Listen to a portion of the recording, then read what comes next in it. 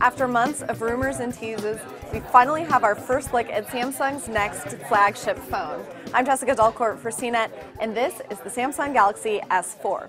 Now it looks very similar to the Samsung Galaxy S3 that came before it. It has the same rounded shoulder design. However, it is different.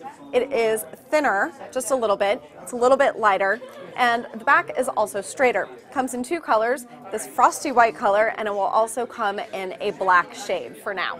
This does have a 5-inch Super AMOLED HD display, 1080p, so it's full HD.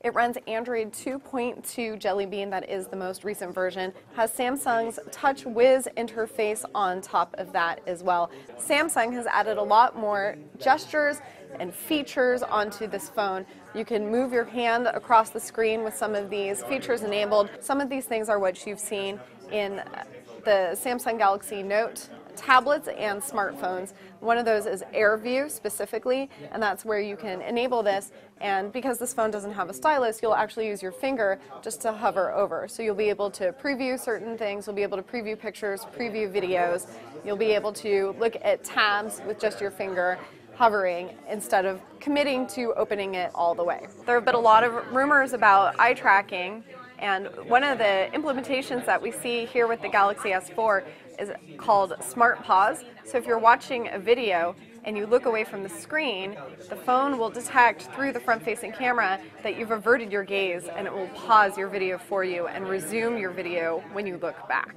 If you've got your own separate pedometer, Samsung wants you to toss that away and use its S Health app instead. It can track your calories burned and your calories in when you tell it what you've eaten.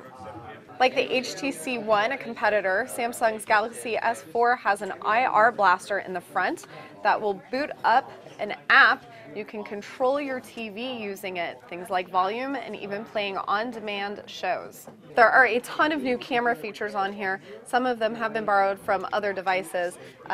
There's just a bit of a difference in the interface, so it's much more visual.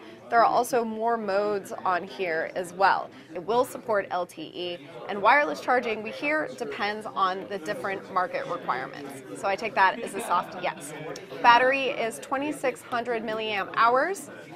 And there is 64 gigabytes of internal memory. So overall, there's a lot going on with this phone. We have the updated specs that we were expecting. The look and feel is definitely more evolution than revolution. It looks very, very similar to the Galaxy S3 before, but different enough that you can tell it is a brand new phone. So stick with us, we'll have much more to come. I'm Jessica Dalcourt from CNET. This is the Samsung Galaxy S4.